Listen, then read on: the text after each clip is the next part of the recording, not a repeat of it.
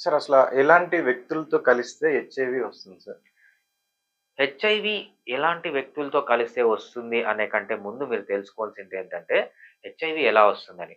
HIV అనేది ఒక virus. ఆ వైరస్ ఒక మనిషిలో నుంచి ఇంకో మనిషిలోకొస్తేనే హెచ్ఐవి వస్తుంది. ఫర్ ఎగ్జాంపుల్ ఒక మనిషి ఉన్నాడు. వాడికి హెచ్ఐవి లేదు. వాడికి హెచ్ఐవి ఎక్కడి నుంచి వస్తుంది? ఆల్రెడీ వైరస్ ఉన్న మనిషి వల్ల వస్తది.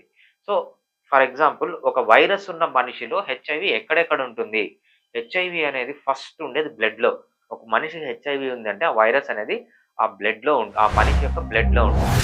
సెకండ్ ఎక్కడుంటుందంటే మనిషి యొక్క సెమెన్ అంటే సెక్స్ చేసేటప్పుడు వైట్ ఫ్లూయిడ్ వస్తది చూసారా? ఆ ఫ్లూయిడ్‌లో ఉంటుందనమాట. ఇది సెకండ్ ప్లేస్. ఈ 2 ప్లేసుల్లో ఉంటుంది. అంతేకాకుండా యానల్ రీజన్‌కి సంబంధించిన మ్యూకోజా ఉంటుంది గదా! అంటే మోషన్ వచ్చే ప్లేస్‌లో ఉన్న లిక్విడ్ ఉంటుంది గదా!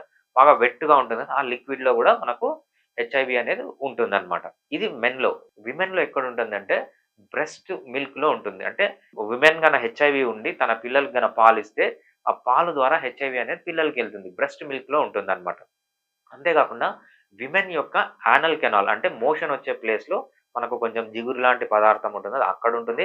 అదే కాకుండా వజైనల్ ఫ్లూయిడ్స్ విమెన్ యొక్క వజైనా అనేది ఎప్పుడు మాయిస్ట్‌గా, వెట్‌గా ఉంటుంది చూసారా? అక్కడ కూడా హెచ్ఐవి వైరస్ అనేది ఉంటుందనమాట. నేను చెప్పిన ఫ్లూయిడ్స్ బ్లడ్ గాని, లేకపోతే సెమెన్ గాని, లేకపోతే యానల్ ఫ్లూయిడ్స్ గాని అంటే మోషన్ దగ్గర నుంచి వచ్చే ఫ్లూయిడ్స్ గాని, లేకపోతే విమెన్ యొక్క వజైనా నుంచి దగ్గరకొచ్చే ఫ్లూయిడ్స్ గాని, అవి వాళ్ళ బాడీలోంచి మీ బాడీలోకి ట్రాన్స్‌ఫర్ అయితేనే హెచ్ఐవి వస్తుంది. ఎందువల్ల వస్తుంది ఇది? Blood transfusion. లేకపోతే నీడిల్స్ ఒకరు గుచ్చుకొని ఒకరేశారు. లేకపోతే అన్‌ప్రొటెక్టెడ్ సెక్స్ ద్వారా చేశారు. సోడోమీ అంటారు. వాళ్ళ యానల్ కెనాల్‌లో మీరు ఇన్సర్ట్ చేశారు పెన్నిస్‌ని. సో, వీటి వల్ల హెచ్ఐవి అనేది వస్తుంది. మీరు గుర్తుపెట్టుకోవాల్సిందేంటంటే హెచ్ఐవి ఎక్కడ ఉంటుంది? ఆ ఫ్లూయిడ్ గన మీ బాడీలోకి ఎంటర్ అయితే అప్పుడు మాత్రమే హెచ్ఐవి అనేది వస్తుంది.